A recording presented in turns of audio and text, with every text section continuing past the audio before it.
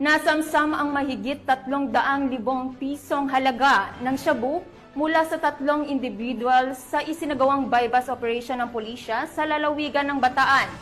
Nagkipalit dyan si Patrolwoman Lixan Grace Saveran.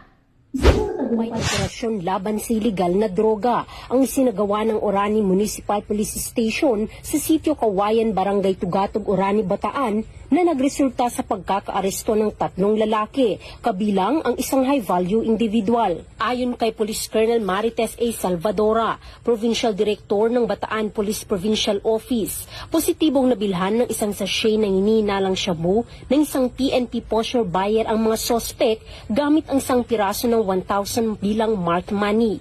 Sa isinagawang protective search, narecover mula sa high-value individual ang isa pang sachet ng hinihinalang shabu at ang marked money. Tinatayang nasa humigit kumulang 54 gramo ang kabuang nasamsam na hinihinalang shabu na may standard drug price na 367,200 pesos. Kasalukuyang nasa kustodiya ng Orani PNP ang mga sospek at mahaharap sa kasong paglabag sa Sections 5 at 11 ng Article 2 ng Republic Act 9165 o ang Comprehensive Dangerous Drugs Act of 2002. Dagdag pa ni Police Colonel Salvadora, ang Bataan Police Provincial Office ay patuloy na nagsusulong ng kampanya kontra iligal na droga upang mapanatili ang katahimikan at kaayusan sa lalawigan. Katuwang ang mamamayan, nananatili kaming tapat sa aming sinumpaang tungkulin para sa isang ligtas at drug-free na Bataan.